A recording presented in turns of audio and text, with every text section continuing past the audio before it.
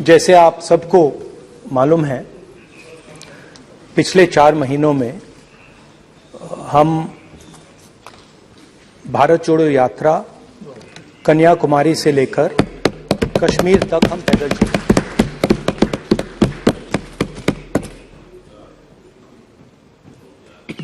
तीन 3,600 किलोमीटर तकरीबन। और इस यात्रा पे बहुत कुछ सीखने को मिला। इस यात्रा में बहुत कुछ सीखने को मिला और जो जनता की आवाज, हिंदुस्तान की आवाज है, उसको गहराई से सुनने का मौका मिला। एक और चीज हमें बताई गई, तमिलनाडु से लेकर केरला, महाराष्ट्र, मध्य प्रदेश, सब जगह एक नाम सब जगह हमें सुनने को मिला, अदानी।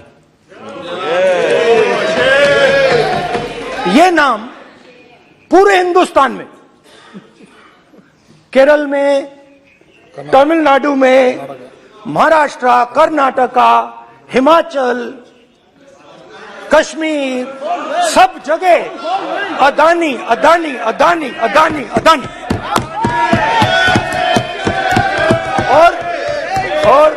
और ये नाम नहीं, और इस नाम के बारे में जब लोग बोलते थे मुझसे तो 2-3 सवाल पूछते थे। ये पूछते थे कि ये जो अदानी जी हैं, ये किसी भी बिजनेस में घुस जाता है, ये सफलता प्राप्त कर जाता है, ये कभी फेल नहीं होता। और युवाओं ने मुझसे यह सवाल पूछा कि भाई ये हो क्या रहा है, हम भी सीखना चाहते हैं। मोदी जी ने कहा स्टार्टअप करो, हम भी अदानी जी जैसे बनना चाहते हैं। तो भैया किसी भी बिजनेस में घुस जाओ और एकदम सक्सेस हो जाए। यह पहला सवाल था। दूसरा सवाल था कि ये अदानी जी हैं, ये किसी भी बिजनेस में घुस जाते हैं। पहले ये 1-2 बिजनेस करते थे, अब ये 8-10 सेक्टर्स में काम करते हैं। Airports, data centres, cement, solar energy, wind energy, aerospace and defence, consumer finance, renewables, media. तो उन्होंने मुझसे पूछा कि राहुल जी, हाँ वेट करो, बेटे हाँ, बात भी थी, स्पोर्ट्स की बात भी थी। ये भी सवाल पूछा, ये भी पूछा कि भैया एक बात बताइए, राहुल जी बताइए हमें कि अदानी जी का जो नेटवर्थ है वो 3 साल के अंदर, नहीं सॉरी 2014 से लेकर 2022 तक ये $8 बिलियन से $140 बिलियन कैसे हो गया? कैसे हुआ? मोदी कैसे? ये 2014 में अगर आप दुनिया की, मुस्कुरा रहे हैं आप, बीजेपी में है ना आप, तो ये लिस्ट आती है, एक लिस्ट आती है दुनिया के सबसे अमीर लोगों की। इस पे ये 609 नंबर पे थे 14 में। 609 पीछे बिल्कुल। पता नहीं जादू हुआ, दूसरे नंबर पे पहुंच गए। मोदी है तो मुमकिन है।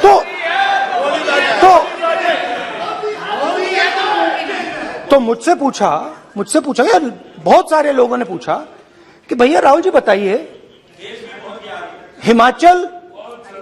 हिमाचल में सेब की बात होती है, अदानी जी। कश्मीर में सेब की बात होती है, अदानी जी। पोर्ट्स की बात होती है, अदानी जी। एयरपोर्ट्स की बात होती है, अदानी जी। इंफ्रास्ट्रक्चर, अच्छा हम सड़क पे चल रहे हैं, मैं पूछूं किसने बनाई, अदानी जी। तो लोगों ने यह भी पूछा कि राहुल जी ये जो अदानी जी जो हैं, इनकी सफलता कैसे हुई, ये इतने बिजनेसेस में कैसे घुस गए, इतनी सफलता कैसे प्राप्त हुई, और सबसे जरूरी जवाब तो सवाल, इनका हिंदुस्तान के प्रधानमंत्री के साथ क्या रिश्ता है और कैसा रिश्ता है? देश जानना चाहता है, तो देश जानना चाहता है। ये देखिए रिश्ता, ये देख लीजिए। प्लीज पोस्टर माने। नहीं स्पीकर सर, वो फोटो है सर, वो पोस्टर नहीं है। आप वरिष्ठ सदस्य, उनके वहां पे, उनके पीछे अदानी का लोगो है, अदानी जी के हवाई जहाज में घुस रहे हैं। तो मैंने सोचा कि आज के प्रेसिडेंट्स एड्रेस में मैं थोड़ा जो नरेंद्र मोदी जी का और अदानी जी का रिश्ता है उसके बारे में आपको थोड़ा बता देता हूं। प्लीज बताइए। प्रधानमंत्री जी दिल्ली आते हैं और 2014 में असली जादू शुरू होता है। मैंने कहा कि 2014 में वो 609 नंबर पे थे, कुछ ही सालों में वो दूसरे नंबर पे पहुंच गए। कैसे पहुंचे? मैं आपको, बहुत सारी इंडस्ट्रीज में काम करते हैं, मैं आपको 2-3 इंडस्ट्रीज का उदाहरण दे देता हूं। एयरपोर्ट इंडस्ट्री की बात, एयरपोर्ट्स की बात करते हैं।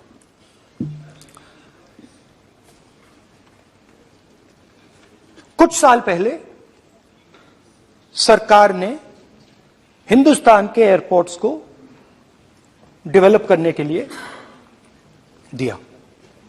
नियम था, there was a rule that anybody who does not have prior experience in airports cannot be involved in development of these airports. नहीं, गलत नहीं बोल रहा हूं। रूल था कि अगर कोई एयरपोर्ट बिजनेस में नहीं था तो वो इन एयरपोर्ट्स को ले नहीं सकता था। इस रूल को हिंदुस्तान की सरकार ने बदला।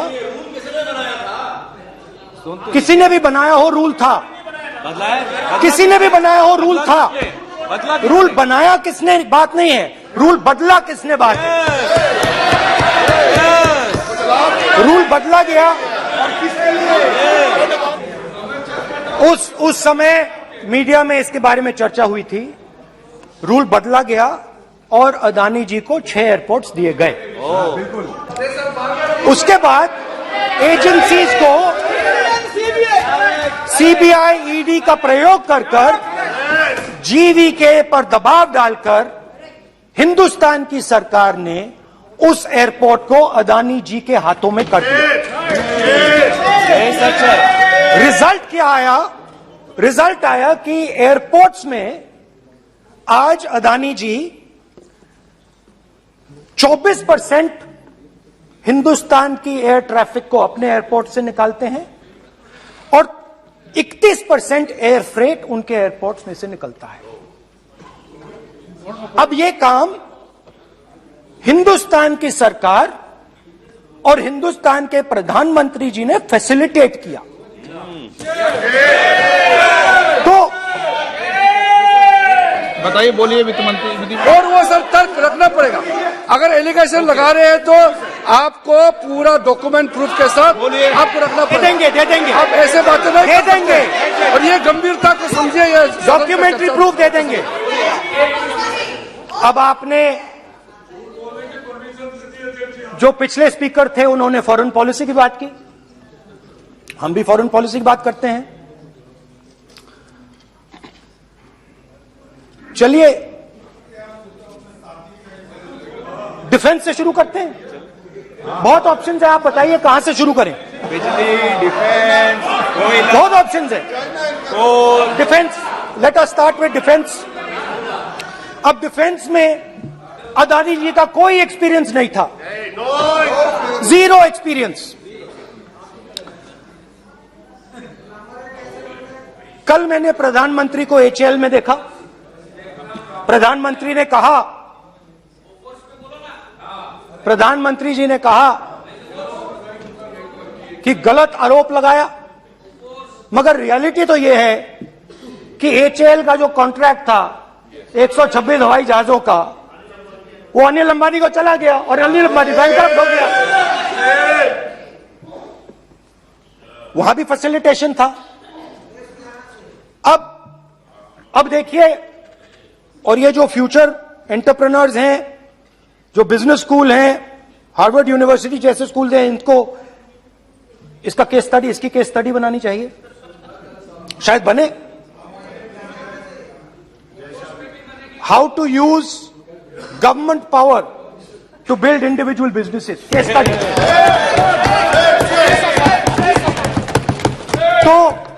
तो अब देखिए, अदानी जी की डिफेंस में इंटरेस्ट देखिए।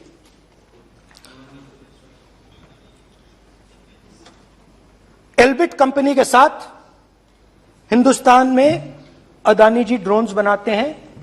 ड्रोन्स को हिंदुस्तान की एयरफोर्स, आर्मी, नेवी के लिए रिफिट करते हैं। अदानी जी ने यह काम कभी नहीं किया है पहले। एचएएल यह काम करती है। हिंदुस्तान में और भी कंपनीज हैं जो यह काम करती हैं, मगर प्रधानमंत्री जी इजरायल जाते हैं और उसके एकदम बाद अदानी जी को यह कॉन्ट्रैक्ट मिल जाता है। मगर एक नहीं मिलता। यह मत सोचिए कि यह सिर्फ एक कंपनी की बात हो रही है, यह इंडस्ट्रीज की बात होती है यहां पे। जैसे मैंने आपको दिखाया, एयरपोर्ट का पूरा सिस्टम उठा के ले गए, 30% मार्केट शेयर एयरपोर्ट में ले गए, वैसे ही डिफेंस में करा। तो 4 डिफेंस की इनके पास कंपनीज हैं। यह काम इन्होंने कभी नहीं किया। स्मॉल आर्म्स, जिसमें टावर है जो हमारी स्पेशल फोर्सेस यूज करती है, आर्मी यूज करती है, जिसमें गलील स्नाइपर राइफल है, यह सब अदानी जी बनाते हैं। सीधा स्ट्रेट इजरायल में प्राइम मिनिस्टर जाते हैं, प्राइम मिनिस्टर के साथ वहां पे मतलब बीच में पैदल चलते हैं और फिर जादू से पीछे से इंडिया का फर्स्ट कॉम्प्रिहेंसिव एमआरओ मिल जाता है मेंटेनेंस के लिए, जहाजों के मेंटेनेंस के लिए। स्मॉल आर्म्स का बिजनेस मिल जाता है, इजरायली जो ड्रोन्स हैं उसका बिजनेस मिल जाता है। मतलब जो हिंदुस्तान और इजरायल का डिफेंस का रिश्ता है वो पूरा का पूरा अदानी जी के हाथ में चला जाता है। खत्म कहानी। हाँ, उसमें पेगासस भी है, तो पता नहीं वहां से क्या मतलब पेगासस कैसे आया, क्या हुआ, किसने दिया। अच्छा, एक और बड़ी इंटरेस्टिंग चीज है, एक कंपनी है अल्फा डिफेंस, जो डिफेंस इलेक्ट्रॉनिक्स का काम करती है, एवियोनिक्स का काम करती है, और बहुत स्ट्रेटेजिक कंपनी है। वो भी अदानी जी के हवाले कर दी गई, अदानी जी ने एक्वायर कर लिया। तो आपने देखा कि एयरपोर्ट्स का बिजनेस 30% मार्केट शेयर, हिंदुस्तान और इजरायल का जो वेपन्स का बिजनेस है 90% उठा के ले गए। एक विजिट फॉरेन पॉलिसी, ये है फॉरेन पॉलिसी। चलिए, अब मैंने आपको इजरायल की बात बताई, ऑस्ट्रेलिया चलते हैं। कोयला, ऑस्ट्रेलिया चलिए। ऑस्ट्रेलिया में अदानी जी जाके,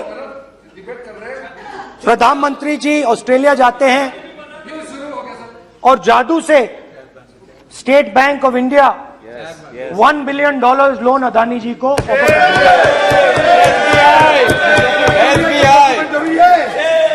सर, इसका भी डॉक्यूमेंट जरूरी है क्या, बताओ। मोदी जी, आपका सरकार की पास है। Sadyr please. उसके बाद मैं उदाहरण दे रहा हूं, पूरी दुनिया में मोदी जी जाते हैं, घूमते हैं, तो मैं बता देता हूं क्या होता है वहां पे। बांग्लादेश में गए, हाँ, काम पे ही जा रहे हैं, वही तो बोल रहा हूं, काम पे जा रहे हैं। बांग्लादेश जाते हैं, मोदी जी की पहली ट्रिप होती है बांग्लादेश में। वहां पे बांग्लादेश को इलेक्ट्रिसिटी बेचने का डिसीजन लिया जाता है। कुछ ही दिन बाद बांग्लादेश पावर डेवलपमेंट बोर्ड 25 साल का कॉन्ट्रैक्ट अदानी जी के साथ साइन कर देता है। 1500 मेगावाट इलेक्ट्रिसिटी का कॉन्ट्रैक्ट अदानी जी। दोस्ती चलिए वहां से श्रीलंका चलते हैं।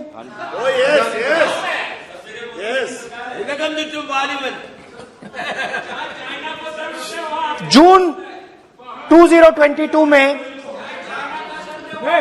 Chairman of Sri Lanka's Ceylon Electricity Board, MMC Fernando, informed a parliamentary committee in Sri Lanka in open hearing that he was told by President Rajapaksa that PM Modi pressured him to give the wind power project directly to Mr. Adani.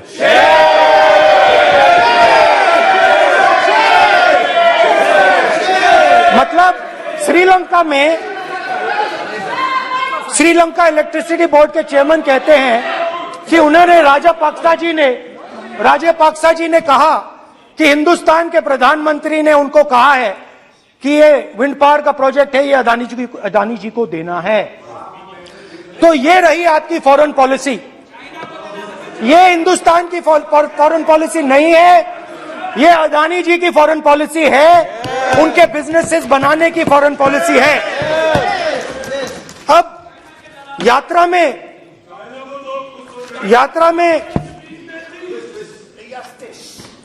में मुझसे 2-3 और सवाल पूछे गए।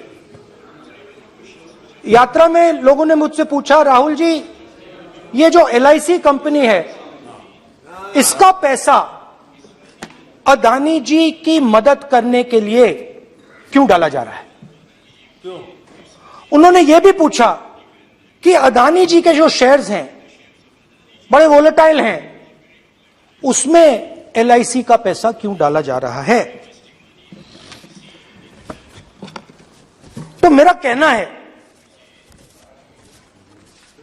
कि एक second, मेरा कहना है कि अदानी जी की मदद प्रधानमंत्री जी और हिंदुस्तान की सरकार कैसे करती है? हजारों करोड़ रुपए हिंदुस्तान के public sector banks Adani ji को मिलता है। 27,000 करोड़ रुपए SBI, PNB 7,000 crore, bank of Baroda 5,500 crore, ये मैं लिस्ट चलती जाएगी। LIC का एक्सपोजर 36,000 करोड़ रुपए, 3 crore SBI and other PSU bank holders. Money is going to Mr. Adani and to finance.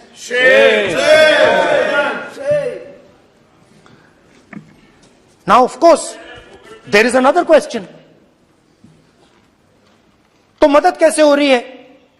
Hindustan के पब्लिक सेक्टर बैंक्स का पैसा, LIC का पैसा नरेंद्र मोदी जी, अदानी जी को दिया जा रहा है। अगर कोई सामने खड़ा हो जाता है, जैसे जीवी के लोग खड़े हुए, ED, CBI एजेंसीज आ जाती है, उनको परे कर देती हैं। तेलंगाना में भी एक पोर्ट का उदाहरण था, आंध्रा, सॉरी। मगर मेन सवाल और सबसे इंटरेस्टिंग सवाल दूसरा है। कुछ दिन पहले ये हिंडनबर्ग रिपोर्ट आई, उसमें लिखा था कि अदानी जी की हिंदुस्तान के बाहर शेल कंपनीज हैं। ये जो शेल कंपनीज हैं, सबसे पहला सवाल है, ये हैं किसकी? ये किसकी है मॉरिशस में जो शेल कंपनीज हैं? और ये जो हजारों करोड़ रुपया ये शेल कंपनीज हिंदुस्तान में भेज रही हैं, ये किसका पैसा है? और क्या ये काम अदानी जी फ्री में कर रहे हैं? अब मैं ये सवाल क्यों पूछ रहा हूं? क्योंकि अदानी जी स्ट्रेटेजिक बिजनेसेस में काम करते हैं। अदानी जी हिंदुस्तान के पोर्ट्स को डोमिनेट करते हैं, अदानी जी हिंदुस्तान के एयरपोर्ट्स को डोमिनेट करते हैं, और जैसे मैंने कहा, अदानी जी हिंदुस्तान की डिफेंस इंडस्ट्री में बहुत जरूरी रोल प्ले करते हैं। तो मेरा पहला एक छोटा सा सवाल है कि जो शेल कंपनीज हैं, इनके बारे में हिंदुस्तान की सरकार ने कोई सवाल नहीं उठाए कि ये कौन लोग हैं, ये किनकी कंपनीज हैं? ये स्ट्रेटेजिक मामला है, पोर्ट्स का मामला है, एयरपोर्ट्स का मामला है, डिफेंस का मामला है, और जो कंपनी इन स्ट्रेटेजिक एरियाज में काम कर रही है उनके बारे में आपको मालूम ही नहीं। ये नेशनल सिक्योरिटी का मुद्दा है, आपको मालूम ही नहीं कि ये शेल कंपनीज किसकी हैं, कितना पैसा आ रहा है, किसका पैसा आ रहा है। तो एक बहुत बड़ा सवाल है, ये पैसा किसका है, ये शेल कंपनीज किसकी हैं, और ये हिंदुस्तान की सरकार की जिम्मेदारी है ये पता लगाना ये किसकी शेल कंपनीज हैं और ये किसका पैसा अंदर आ रहा है। चलिए छोटा सा बजट के बारे में बता देता हूं। 2022 में अदानी जी अनाउंस करते हैं कि वो $50 बिलियन इन्वेस्ट करेंगे to build the world's largest green hydrogen ecosystem. और इस बजट में बीजेपी की सरकार निर्मला सीतारमण जी कहती हैं हम ग्रीन हाइड्रोजन के लिए बहुत ह्यूज इंसेंटिव्स देंगे, 19,700 करोड़ रुपए हम ग्रीन हाइड्रोजन के लिए देंगे, मतलब अदानी जी को देंगे। जुगलबंदी बजट में अदानी जी के लिए 50 नए airport, coastal shipping, horticulture, grain storage, ये सब काम आप कर रहे हैं। तो मेरे सिर्फ कल प्रधानमंत्री जी कल भाषण देंगे, मेरे उनसे 2-3 छोटे से सवाल हैं। मेरा प्रधानमंत्री जी से 2-3 सवाल हैं।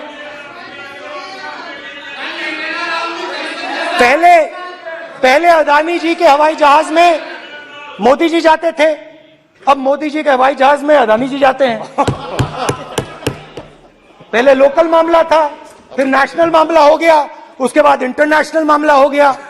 अदानी जी के लिए बोरिस जॉनसन का बेटा काम करता है, आपको पता नहीं मालूम है या नहीं मालूम? भाई सॉरी, नहीं बेटा भी, भाई काम करता है। तो ये मामला पहले गुजरात का मामला था, फिर ये हिंदुस्तान का मामला हुआ, अब ये इंटरनेशनल मामला हो गया है। तो मेरा सवाल प्रधानमंत्री जी से, और सिंपल सवाल है, प्रधानमंत्री जी आपकी फॉरेन ट्रिप्स पे अदानी जी और आप कितनी बार एक साथ गए? Adani ji, how many times did you travel together with Adani ji? How many times did Adani ji join you later on a visit? How many times did Adani ji travel to a country immediately after you did? And in how many of these countries after you visited did Adani ji get a contract?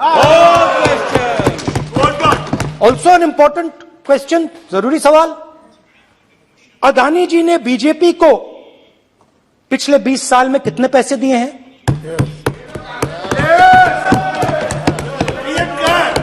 Electoral bonds में कितना पैसा दिया है? आज वो जो युवाओं ने मुझसे सवाल पूछा था कि अदानी जी की इतनी बिजनेस एक्यूमेंट कहां से आई, इतने अलग अलग सेक्टर्स में अदानी जी ने कैसे सक्सेस प्राप्त की, अदानी जी के बारे में पूरी दुनिया को स्टडी करनी चाहिए, हार्वर्ड यूनिवर्सिटी को स्टडी करनी चाहिए कि पॉलिटिक्स के बीच में और बिजनेस के बीच में कैसा रिश्ता होता है।